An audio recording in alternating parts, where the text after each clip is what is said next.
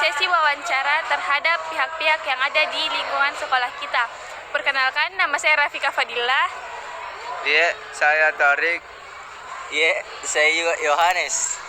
Saya Muhammad Rafli. Kenalkan, nama saya Muhammad Tarik dan ini teman saya. Perkenalkan, nama saya Rafika Fadillah.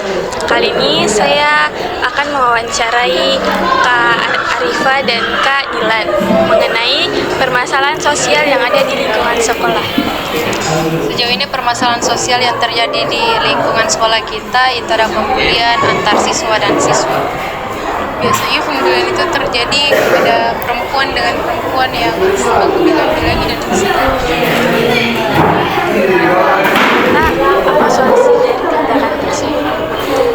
solusi yang bisa dilakukan itu yang pertama ditanamkan di sejak dini bahwa bahayanya pembulian, dan itu juga diatur dalam Undang-Undang Pasal 311 mengenai larangan pembulian karena bisa berdampak pada korban dan bisa mengakibatkan bullying. Seharusnya juga sudah takut orang karena ada undang-undang yang mengatur tentang hal itu. Kenalkan, nama saya Yohanes Alfredo Caca dari kelas 11 IPS 2. Dan perkenalkan, saya Muhammad Rafli dari kelas 11 IPS 2. Kali ini kita akan mewawancara Pak Abdul Naim SPD. Pertama adalah perundungan. Ya, kemudian yang kedua mungkin masih banyak anak-anak siswa itu yang belum paham atau sering melanggar aturan tata tertib yang ada di sekolah.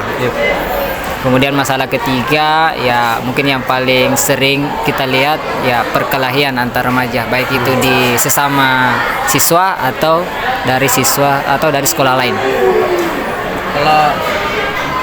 Kalau untuk pencegahannya itu bagaimana, Pak?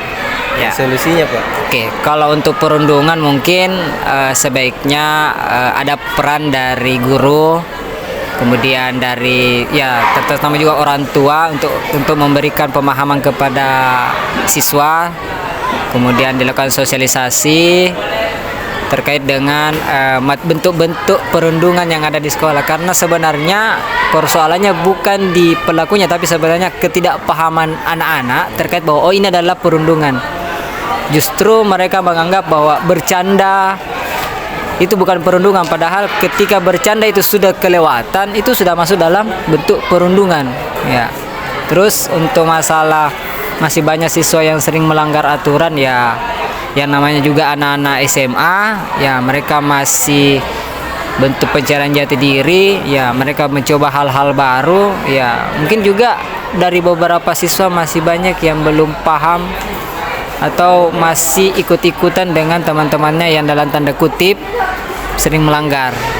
Ya. Terus masalah perkelahian remaja, ya mungkin kalau menurut saya solusinya ya mungkin lebih bagusnya anak-anak itu diarahkan ke aktivitas yang bersifat positif. Misalnya diadakan pertandingan olahraga, pentas seni, yang jelasnya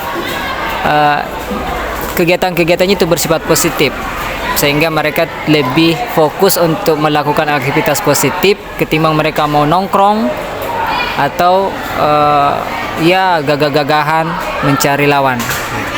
Saya ini tadi, Pak, apa yang kita tahu. Oke. Kalau begitu cukup itu, Pak. Terima kasih.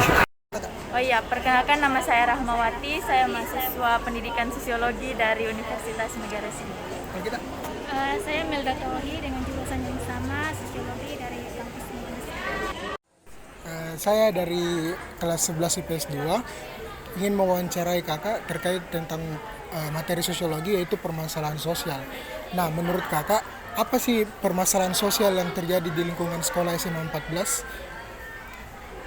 Kalau menurut kami kan berhubungan kami di sini baru sekitaran 2 minggu, itu yang sering kami lihat itu banyak siswa yang sering bolos. Bahkan ada yang sering bolos dengan alasan pura-pura sakit lah, pura-pura keluar beli makanan lah. Dan biasanya juga itu kita dapat di dalam kelas kayak cenderung ke arah pembulian. Kayak mereka bukan menghina sih, maksudnya kayak mengeluarkan kata-kata yang seakan-akan kayak merendahkan lah begitu menurut saya. Nah, dari permasalahan yang kakak jelaskan, bagaimana solusi yang kakak tawarkan sendiri untuk mengatasi permasalahan itu? Kalau untuk siswa yang sering bolos itu, menurut kami itu cara mengatasinya itu yang pertama, pihak sekolah perlu menegaskan tata tertib yang ada sehingga siswa tidak akan melakukan perbuatan itu lagi. Karena kalau sekolah cuman menetapkan tata tertib tapi sanksinya itu cuman berupa membersihkan, pasti itu kayak tetap besok-besok akan tetap dilakukan. Iya, jadi setidaknya kalau mau buat tata tertib yang lebih tegas lah. Tapi kalau di sini kayaknya ada namanya kayak undang orang tua. Oh, iya. Tapi itu kalau menurut saya kayak kurang jelas sih. Dan untuk pembuliannya kayaknya bagusnya itu pihak sekolah atau guru-guru perlu kayak menyebarkan informasi tentang pembulian, bahwa pembulian itu sebenarnya tidak boleh dilakukan di lingkungan sekolah. Karena sesungguhnya kan setiap individu itu berhak. Setiap individu itu punya haknya masing-masing.